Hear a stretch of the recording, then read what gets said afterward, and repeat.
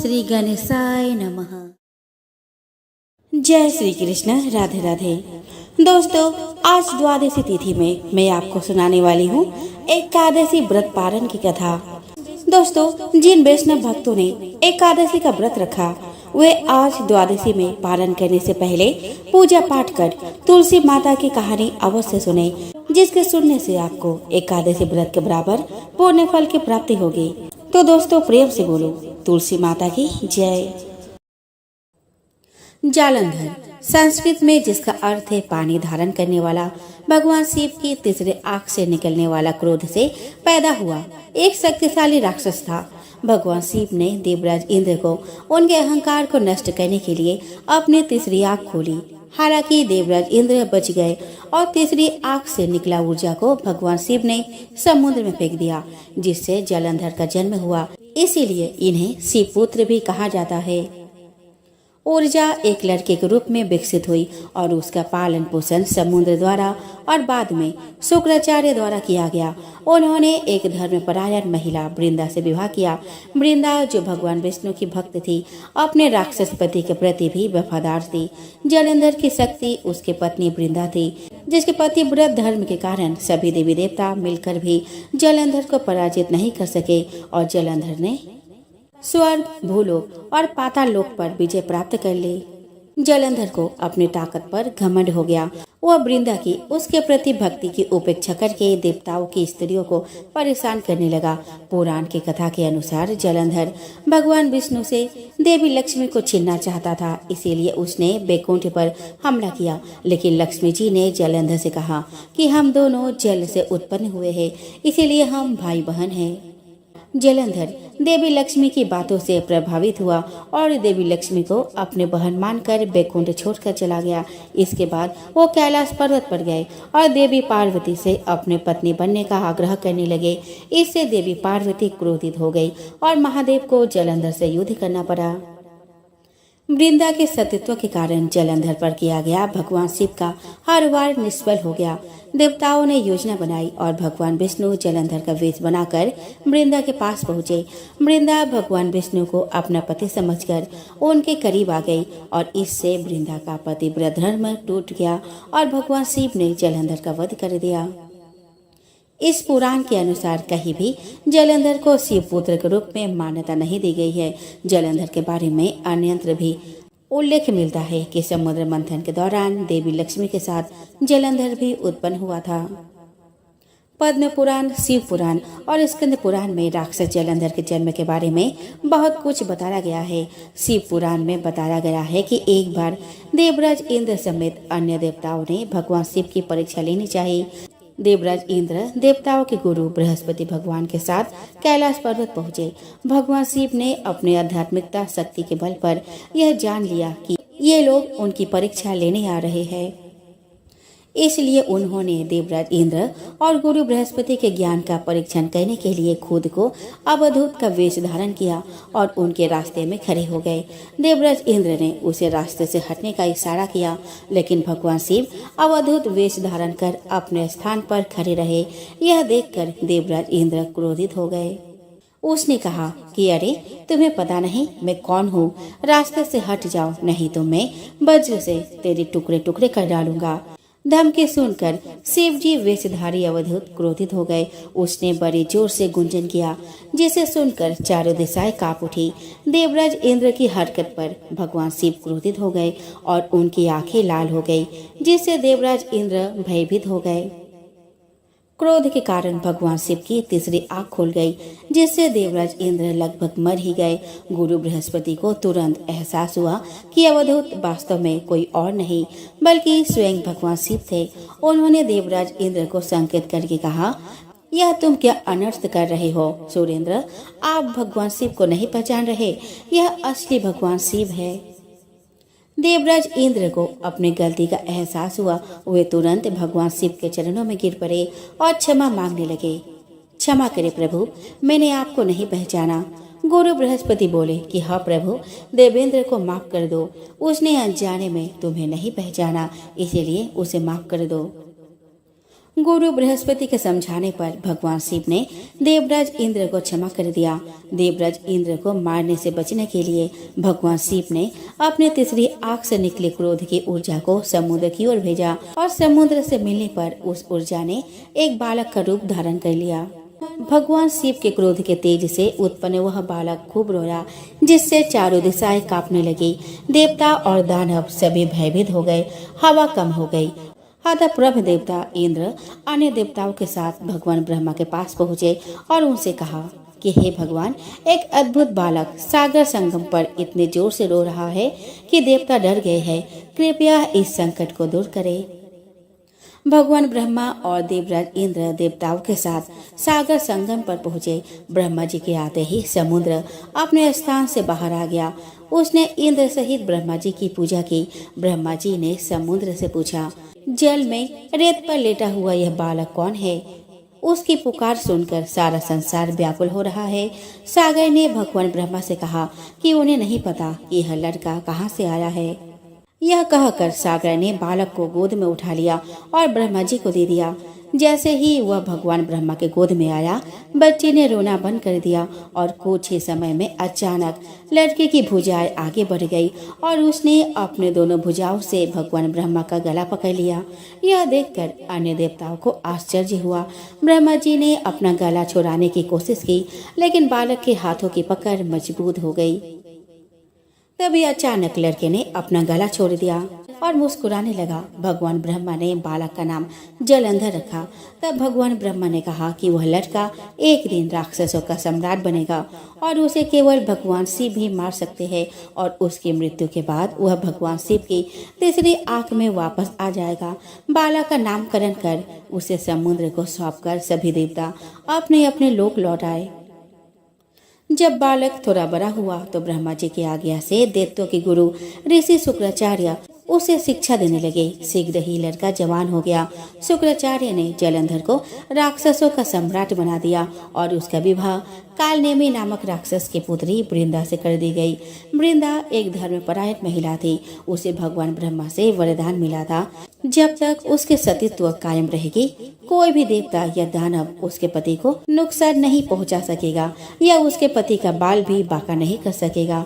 जलंधर ने न्याय और कुलीनता से शासन किया। उनकी पत्नी वृंदा हर मामले में उनका सहयोग करती थी। कहा जाता है कि जलंधर की शक्ति का राज उसकी पतिव्रता पत्नी थी। वृंदा के पतिव्रत धर्म के कारण देवता भी जलंधर को परास्त न कर सके, जिससे जलंधर को बहुत अभिमान हो गया। उसे लगा कि कोई उसे नुकसान नहीं पहुंचा सकता या जीत नहीं सकता। जलंधर ने अपने पूरे जीवन में कई गलतियां की, परंतु वृंदा के पतिव्रत धर्म के अवहेलना करना उसकी सबसे बड़ी भूल थी। उसने देवताओं की पत्नियों को परेशान करना शुरू कर दिया। यहाँ तक कि एक बार उसने बैकुंठ पर भी आक्रमण कर लक्ष्मी जी को प्राप्त करने का प्रयास किया। तब लक्ष्मी जी ने जलंधर से कहा कि हम दोनों जल से उत्पन्न हुए हैं, इसीलिए उनके बीच भाई बहन का रिश्ता है। लक्ष्मी जी की बात सुनकर जलंधर बैकुंठ से वापस चला गया।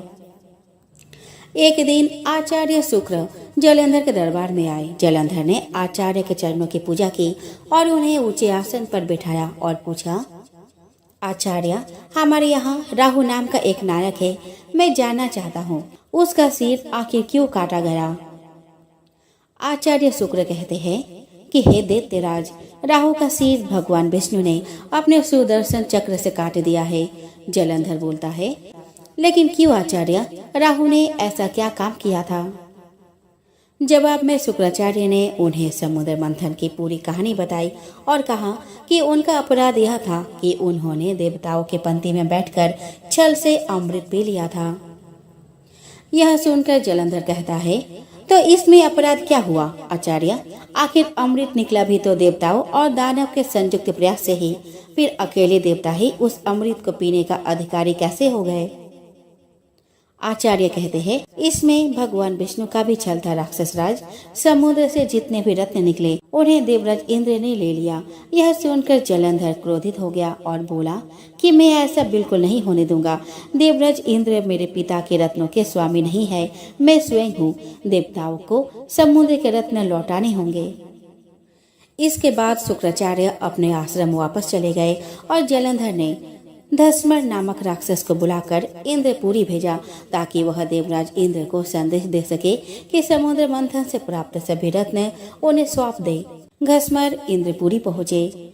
घस्मर ने देवराज इंद्र से कहा कि देवराज, मैं दैत्यराज जलंधर का संदेश लेकर उपस्थित हुआ हूँ। राक्षस राजा ने कहा है कि तुम उसके पिता के रत्न जो समुद्र मंथन के समय तुमने लिए थे उन्हें तुरंत लौटा दो। देवराज इंद्र आश्चर्य से बोले, रत्न? कौन से रत्न? राक्षस राजा से कहो कि वे रत्न देवताओं की कड़ी मेहनत के परिणाम है।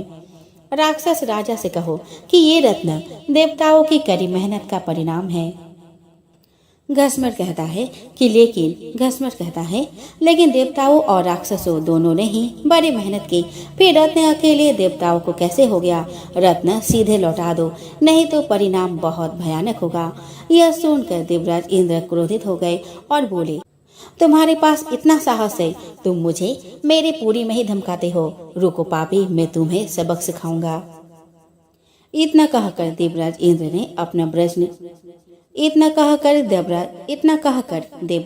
ने अपना वज्र निकाल लिया।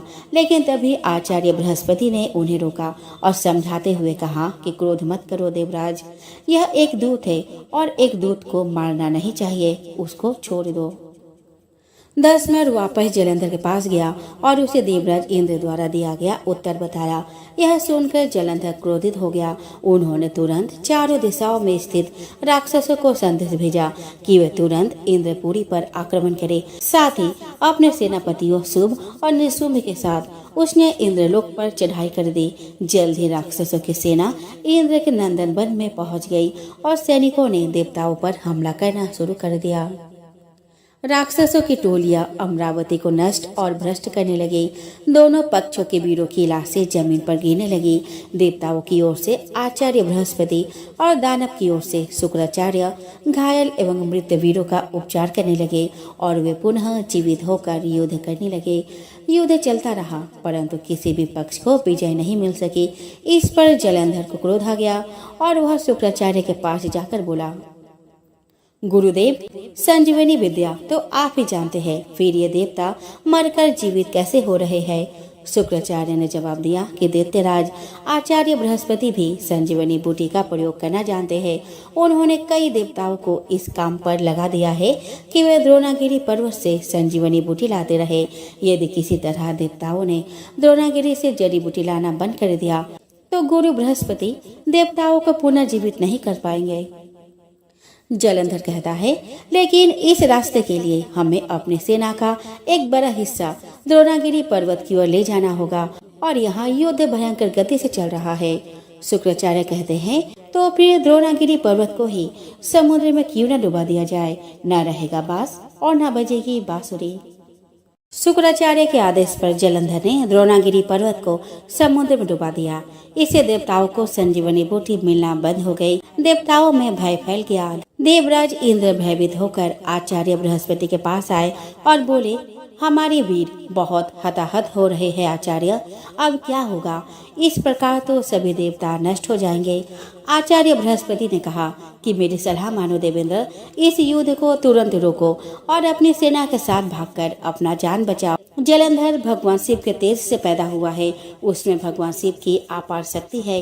तुम अपनी जान बचाओ, बाद में जलंधर को मारने का कोई न कोई रास्ता निकलेगा। आचार्य बृहस्पति की सलाह मानकर देवता युद्ध से भाग गए और मेरी पर्वत की गुफाओं में छिप गए। शुभ निशुंभ सहित राक्षसों की सेना ने उनका पीछा किया, लेकिन देवता पर्वत की गुफाओं में पहुंचकर अदृश्य हो गए। थक कर राक्षसों की सेना लौट गई। जलंधर ने पूरी अमरावती को लूट लिया और स्वयं देवराज इंद्र के सिंहासन पर बैठ गया। देवराज इंद्र मेरू पर्वत की गुफाओं से निकलकर अपने साथियों के साथ भगवान विष्णु के पास पहुँचे। उन्होंने भगवान विष्णु से प्रार्थना की, रक्षा करे प्रभु। जलंधर ने पूरी अमरावती को नष्ट कर दिया है। हजारों देवता मारे गए। भगवान विष्णु मदद करने के लिए सहमत हुए, लेकिन देवी लक्ष्मी से वादा किया कि वह जलंधर को नहीं मारेंगे, क्योंकि वह समुद्र से पैदा हुआ था और देवी लक्ष्मी उसे अपना भाई मानती थी। जलंधर के बीच भयंकर युद्ध हुआ। इस दौरान भगवान विष्णु युद्ध में जलंधर की वीरता से प्रभावित हुए। उन्होंने उससे युद्ध रोकने और अपनी इच्छा अनुसार कोई भी वरदान मांगने को कहा। जलंधर ने भगवान विष्णु से उसकी बहन देवी लक्ष्मी के साथ क्षीर सागर में रहने की अनुमति देने का अनुरोध किया। भगवान विष्णु ने उनकी इच्छा पूरी की और अपने पत्नी देवी लक्ष्मी के साथ क्षीर सागर में रहने लगे। जलंधर बड़े प्रेम से भगवान विष्णु की सेवा करने लगा।